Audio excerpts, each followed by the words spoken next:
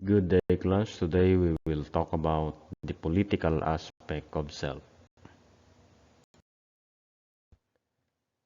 At the end of this module, you will be able to define what constitutes the political aspect of self, identify positive and negative Filipino values, and their implications to economic development, and demonstrate critical thought about democracy and politicians in the Philippines. Let us define what is political self. Political self is the self that the Constitution aims to foster. This is a self that rejects the individualistic view and focuses on collective welfare for the people and the country. So we will now dig deep to the political self.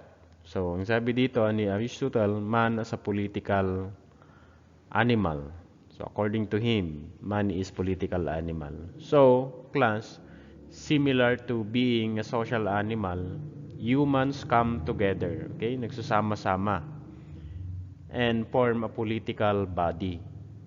So, yung creation ng political body na yan is intended only for the attainment of a good life.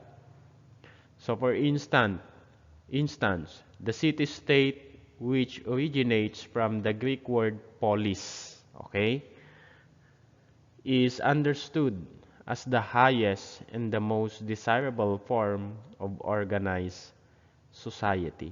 Ito'y binubuo ng mga political body, okay, political animal. Tayo yon, mga tao, mga constituents, mga citizen. Then Aristotle believed that humans, like animals, okay, intrinsically work together. Okay? So humans work together to achieve a common goal. Okay, ano yung common goal na yon? For the good of the many. Para sa ikabubuti ng lahat or for the general welfare of the body. Okay, so like the saying, no man is an island. Humans are interconnected and must work together. So we are interconnected with each other, and ngayong na-form na yung political body, we must work together to achieve the common goal. So yan ang man as a political animal according to Aristotle. Next is the political culture. Ang tinatawag na political culture, ito ay isang pattern ng individual attitudes and orientation towards politics among members of political system, according to Almond and Berba 1956. Okay? So, tayo sa Pilipinas, meron tayong political culture. Okay?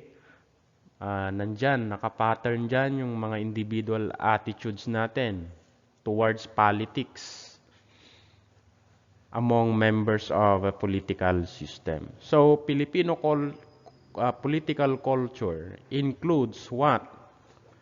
Okay? Pag sinabing Filipino political culture, kabilang dito ang beliefs, ang feelings, ang group accepted practices. Of course, may mga political practices tayo dito sa Pilipinas. We have language and paraphernalia shared by groups of Filipinos in their production, allocation, and usage of political powers, alongside the interaction with the state, according to Montiel 2000. Next, mayroon tayong iba't ibang characteristics of Philippine political culture. So, ang pinakauna dyan is yung dominance of family ties or kinship system. So, ang dominance of family ties or kinship system, like in LGUs or local government units, such as the municipality or barangay, big clans Okay? Yung mga malalaking pamilya, mga prominenteng pamilya, dominate the political arena. So sila yung nagdo-dominate, especially, no? Itong mga malalaking pamilya, no? Mula sa pinaka puno ng pamilya or head of the family ay galing na sa politika hanggang sa mga generation niya na sumunod. They dominate, okay? The political arena. Yan ang dominance of family ties or kinship system. Like yung tinatawag natin yung nakasaad sa ating constitution, yung political dynasties. Again, but it has no a specific meaning kung ano ang political dynasties, kung yan ba ay mag-aama, mag-iina, magkakamag-anak. Walang binanggit sa constitution, no? Kung saang degree ang tinatawag na political dynasties. But again, political dynasties usually control the government. Lalong-lalo na kung magkakamag-anak. Sa isang bayan, isang pamilya yung namumuno. Sa isang barangay, isang pamilya yung namumuno. Yan ang dominance of family ties or kinship system na tinatawag. Yan ang isa sa mga nakikita nating characteristics ng Philippine political culture. Na hanggang ngayon, nag-i-exist yan at nakikita natin. Lalo ngayon, panahon ng election. So, sa Pilipinas, where consanguinity or magkadugo or blood relations is given utmost importance. Yan ang dominance of family ties. It does not matter even if a candidate is inefficient, immoral, or corrupt. As long as, sabi dito, as he or she is part of political dynasty, found trustworthy by a community, he or she would also be considered trustworthy. Kaya nga, sa political dynasty, maski minsan weak leader, marami pang hindi alam, ngunit dinodominate nito yung political arena. Sila yung nananalo kasi nga sila'y pamilya na ng mga politiko. Okay? Dinodominate nila yung political arena. Okay? This is because the family is seen to function collectively. So, malaking clan halimbawa, no? So, yan ang kinship system or dominance of family ties. Next is euphemism. Next na political culture sa Pilipinas is yung tinatawag na euphemism. Ito yung mga parinig or patutsada. Instead na to confront the officials to immediately address the problems or issues in their area. No? Instead na i-direct to the point na lang, andyan yung political culture ng mga officials and employees in lower positions. Hindi sila straightforward in criticizing officials na mas mataas sa kanila. Ang ginagawa is parinig or patutsada. Ang tawag yan is euphemism.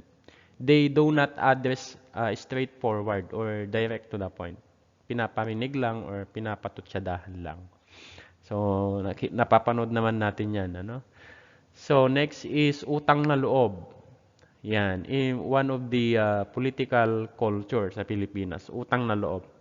So, tayo mga Pilipino, we feel obliged to retain immediately or in the future any favor na natatanggap natin mula sa mga tao, lalo na ngayon, 'di ba, panahon ng kampanya. Okay? So, minsan feeling natin mayroon tayong utang na loob sa mga politiko na ito. They always look for an opportunity to return any favor given to them. Siyempre, sa panahon ngayon, di ba? Marami silang binibigay. Kasi doon nila na ipapakita or doon nagkakaroon ng mindset ang mga botante, for example, na ito nagbigay, may utang na loob ako, iboboto ko to. Di ba? Something like that. Next is sense of overdependency. Ang sense of overdependency, some constituents, tayo, di ba? Bilang botante, we rely on elected officials.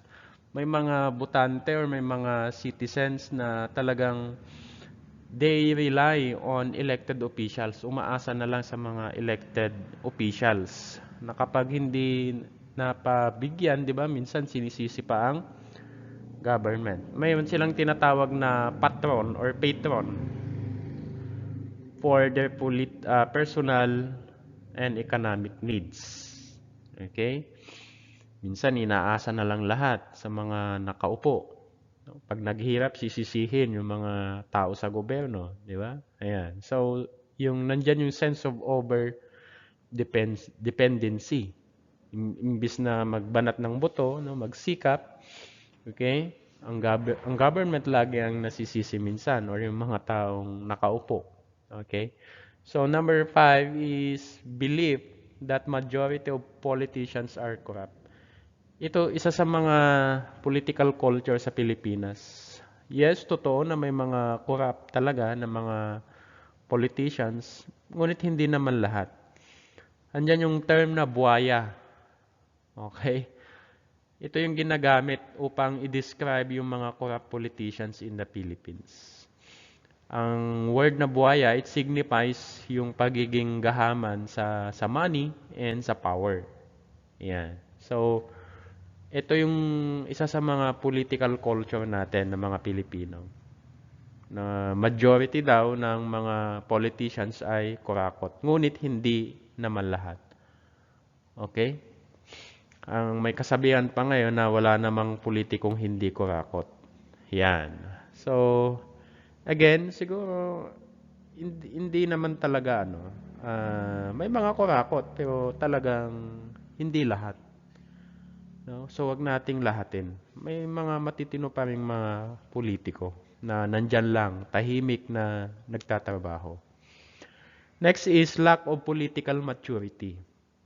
Tayo minsan, 'di ba, lalo na ngayon, no? Very timely itong topic na ito. No? Yung lack of political maturity. Reklamo ng reklamo, bakit yung nakaupong opisyal walang ginagawa, no? Wala namang nagagawa or naitutulong sa taong bayan. Kasi nga, yan, nung panahon ng kampanya, nagbigay, o kahit wala nang alam, sige, boto. Kasi malaki yung bigay. No? Diyan tayo, minsan tayo din yung dapat sisihin ano? Kung sino-sinong binoboto natin, we are lack of political maturity. Nakapagbigay lang, okay na, siya na yung binoto. Diba? So, lack of political maturity. So, ito yung mga 6 na characteristics of Philippine political culture. Next, tayo bilang mga Pilipino, of course, gusto din natin maging ideal citizen. Sino ba namang Pilipino or ayaw ang maging ideal citizen?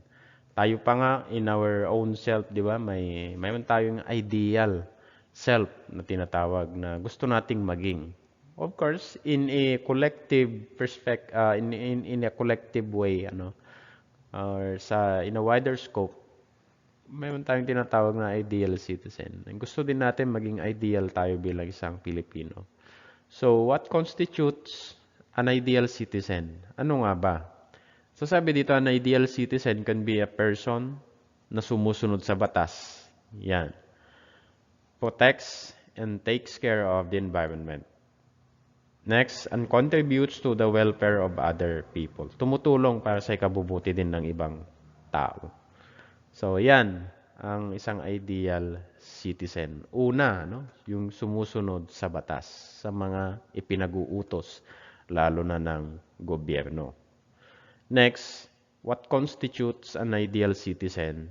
An ideal citizen, dala-dala mo yung civil responsibilities and duties that help shape a better society for all citizens. Hindi lang yung sarili mo yung iniisip mo. Kumbaga, nag-iisip ka din, ginagawa mo din yung responsibility and duties mo upang makatulong sa paghubog, sa ikabubuti ng mga citizens, ikabubuti ng kabataan lalo na. So, you have to contribute for that. Yan ang isang ideal citizen. That constitutes an ideal citizen class. So sa ating Constitution, nandiyan ang Article 14, Section 3, Paragraph 2 of the Philippine Constitution. Ina-identify nito yung mga qualities, mga katangian expected of citizens to possess, thereby creating ideal citizens. So, yung provision na ito states that an ideal citizen ay patriotic or makabayan. Okay? Nationalistic, yan, makabansa, makabayan, loyal sa ating bansang Pilipinas. What else? Ang pagiging isang ideal citizen fosters love for humanity, yung pagmamahal for humanity, pagmamahal sa kapwa. Next, yung respeto for human rights. Pinaka-importante yan, yung pagrespeto sa karapatang pantao. Next, being ideal citizen appreciates the role of national heroes. So, wag natin kakalimutan yung mga ambag, yung mga bayani natin na nakipaglaban, just for us to have and to enjoy this freedom na tinatamasa natin ngayon. Huwag natin kakalimutan yung mga ating bayani. And an ideal citizen under our Constitution knows the rights and duties of citizenship. Ikaw bilang isang Pilipino, dapat alam mo kung ano yung mga karapatan and duties mo as citizen, okay, ng Pilipinas. Next, has strong ethical and spiritual values and has a good moral character and personal discipline. Again, ang ideal citizen, okay, to produce graduates who possess these qualities should be the mission of every educational institution. Kaya nga yung mission ng ating university to produce graduates na dekalidad. Okay? Yan. Then, isa na dito yung pagiging ideal citizen natin. Ang pinoposter ng every educational institution kagaya ng ating school. Next is all about governance. Of course, napakahalaga nito. Ang governance, ito yung mga traditions and institutions na kung saan ang authority is being exercised in a particular country. So this includes, number one, the process by which governments are selected. Okay? Kaya nga mayroon tayong election. Kaya nga mayroon tayong demokrasya. By democracy, na-exercise natin ng mga tayo, ng mga citizen. Tayo bilang tao. Tayo yung pumipili kung sino yung mamumuno sa ating gobyerno. Held accountable, monitored, and replaced. Yeah. Kaya nga tayo may election, di ba? Sa presidente, every 6 months. Sa local, ay every 3 months, 3 years, kagaya ngayon. Okay? So, number 2, capacity of governments to manage resources efficiently and formulate, implement, and enforce sound policies and regulations. Okay? Yan, yung capacity of governments to manage resources. Kagaya ngayon, yung mga mainit na topic, yung confidential fund. Yan, within 11 days, ubos agad yung milyon-milyones na pondo. Okay? So, yan, yung pagmamanage ng resources, kailangan efficient and pinoformulate or ginagastos halimbawa ng tama. Okay? Implement and enforce sound policies and regulations. The third one is the respect of citizens and the state for the institutions that govern economic and social interactions among them. So, this is according to Kopman, Cray, and Zoido Lobaton 2000. So, in every government, okay, meron tayong tinatawag na good governance. Okay? In 1944, the British Prime Minister John Major created the Committee on Standards in Public Life to outline proper behavior ng bawat public servants na namumuno. So, in its first report, yung komite na nabuo released the Nolan Principles. So, Nolan Principles. Ito ay pinangalan sa committee chairman na nagngangalang Lord Michael Nolan. So, yung principle na ito aims to eliminate corruption in the government. Kaya nilabas yung 7 Nolan Principles or 7 Principles in public life. Ito yung mga yon: selflessness, objectivity, integrity, honesty, accountability, openness, and leadership. Next, we have these 7 principles that can be also applied in Philippine setting dito sa Pilipinas. Yung itong 7 Nolan Principles. Number 1 is selflessness.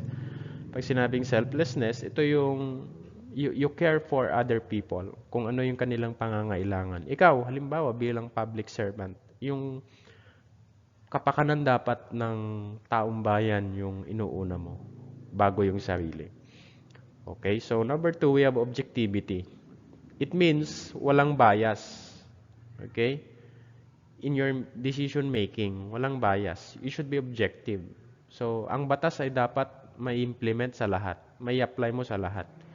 Na hindi lang sa isang tao or isang grupo lang. So, objectivity. The third one is integrity. It means maintaining a good name. No? Mini-maintain mo yung magandang image mo sa tao bilang isang public servant or government officials or employees. Mini-maintain mo dapat yung integrity mo. Number 4, mahalaga din ito yung honesty. Pagsasabi ng totoo, wala kang tinatago, being transparent at all times, lalo na sa mga kaban ng bayan, sa pondo ng bayan. Yan, napakahalaga ng honesty. Kung saan napunta. Yan. Next is accountability. It means being liable and responsible for your action.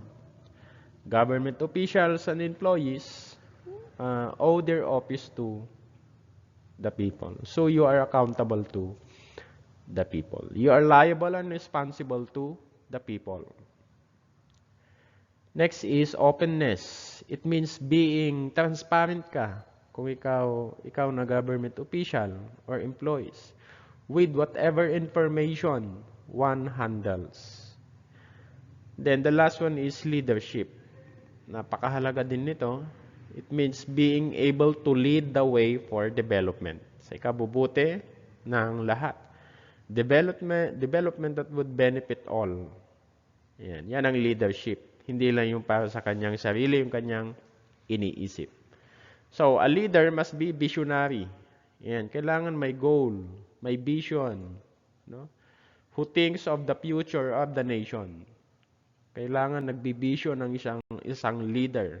Kailangan mayroon siyang tinitignang goal in the future sa ikabubuti ng isang bansa or ng estado or ng isang barangay, halimbawa. So, yan ang 7 Nolan Principles. Next, punta naman tayo sa positive Filipino values. So, unang-una po dyan yung bayanihan na nakikita natin sa tuwing may kalamidad, may sakuna, kahit saang part ng Pilipinas, once na may nakitang nangangailangan ng tulong, ay nakikita kaagad natin yung values na ito sa mga Pilipino, itong bayanihan. Ito yung the practice of spirit of kinship, pagsasamahan, pagkakaisa. The custom of bayanihan is observed na handang laging tumulong sa kapwa Pilipino. Nag-i-extend ng tulong in whatever kind. No? Number 2 is yung damayan. Ito yung mga positive Filipino values natin na hindi ito dapat mawala. Nagdadamayan sa oras ng pangangailangan. Nakikisimpatya sa mga taong especially no, sa mga nawawalan ng mahal sa buhay. Yan, nandyan yung damayan, nakikita natin. Pangatlo is familism or close family ties. Ito yung isa sa positive Filipino values na kilala ang Pilipino. na inuuna yung kapakanan ng pamilya above other things. Next, na positive Filipino values, yung pagiging optimistic natin. Optimism. Meron tayong attitude na of looking at always to be happy. Meron tayong kaparaanan, kahit ang daming pagsubok sa buhay natin, nandun yung optimism natin. Pagiging positive thinker. Next is yung hospitality. Ito yung isa sa positive Filipino values na kung saan ang Pilipino tayo ay kilalang kilala. Magaling tayong tumanggap ng mga banyaga, ng mga bisita. Okay? Tayo ay palakaibigan, tayo mapagbigay. We are very accommodating to other people. Mapa-Pilipino man or banyaga. Next is flexibility. Ang flexibility, Filipinos have the ability to adapt or conform to the expectations. Ayan. Flexibility. Madali tayong maka-adapt, madali tayong makisama, magaling tayong makisama, mapa-Pilipino or mapa-ibang lahi. Mayroon tayong tinatawag na magandang mayroon tayong tinatawag na harmonious relationship sa Pilipino natin or kahit sa mga banyaga. Next, mayroon din tayong respectful for elders. Of course, nandito pa rin naman yung pagmamano, pagsasabi ng po at opo sa mga matatanda. Hindi naman nawawala yan eh. So, next is yung remedyo culture. Filipinos are known for being creative and resourceful. Yan yung remedyo culture natin. Kahit minsan walang-wala na, di ba? Maparaan tayo sa lahat ng bagay. Next is matyaga. Tayo, bilang mga Pilipino, ay mayroon tayong determinasyon. Okay? Sa buhay natin, kung gusto nating ma-achieve yung isang bagay, di ba? We are matyaga. Okay? Next is utang na loob. Ito yung isa sa mga positive values din ng Pilipino. Utang na loob, ito yung pag-express natin ng pasasalamat, the feeling of gratitude. Recognition natin sa mga taong tumulong sa atin. Nagbigay ng opportunity sa atin. Then, yung obligation natin to repay someone who has extended assistance sa atin before. So, yan ang utang na loob. So, these are the positive Filipino values. So, we also have negative Filipino values. Kung may positive, may negative. Pinakauna dyan is yung bahala na attitude. Lalo na kung nasa isang sitwasyon ka na kung hindi mo alam yung gagawin mo, yan, bahala na. Bahala na si Batman. Next is colonial mentality. Ibig sabihin nito, mas tinatangkilik yung produkto ng banyaga kaysa yung sariling atin. Colonial mentality po ang tawag niya. Next is crab mentality. Ito yung naghihilaan pababa. No? Ayan. Yung ugali din ng Pilipino yan. Naghihilaan pababa. Then yung euphemistic. Nabanggit natin ito kanina sa political culture. Yung patutsadahan, parinig. Yan. Just to offend or hurt other people. Lalo na ngayon, di ba? Mas madali. Gamitin lang ang social media. Ayan. Tatamaan na yung dapat tamaan. Okay. So, number 5, we have Filipino time. Ayan. Hanggang ngayon, nagmamanifest itong Filipino time. Yung usapan, alas 7, dumating ng alas 8. Or nag-umpisa, alas 8. Next is manyana habit. Or yung procrastination, yung mamaya na. Kahit kaya namang gawin ngayon, mamaya na. Yan. Next is ningas kugon. Ito yung sa una, enthusiastic. Sa una, may gana. Sa una, talagang ganado. Then hanggang umpisa lang. Hindi na niya kayang tapusin. Okay? May gana lang sa una. And then, pag nasa kalagitnaan na, okay, hindi na tutuloy or hindi na ipagpapatuloy yung ginagawa. Iyan ang ningas kugon. Okay? Lalo na, no? Panahon ng eleksyon ngayon. O, yan, kampanya. Hanggang una lang yung iba. Then kapag nandun na sa posisyon, hindi na tutupad sa mga ipinangako. Yan. So, number 8 is lack of sportsmanship. Yan. Ito yung kulang sa atin. Lalo na kapag natatalo. Kulang tayo sa sportsmanship. It is manifested. Lalo na kung hindi matanggap yung pagkatalo, nagmamanifest ang lack of sportsmanship. Then, yung tsamba-lang attitude. Ayan. Kumbaga, ano lang, tsamba-tsamba na lang. It is an attitude kung saan it is your refusal to take the credit for one's own accomplishments. Instead, owning it to charm and luck. Okay? So, yan ang tsamba-lang attitude. So, these are the negative Filipino values. So, that ends our discussion, class. Thank you for watching and listening. I hope may natutunan kayo kahit paano. Let's call it a day. Thank you and God bless.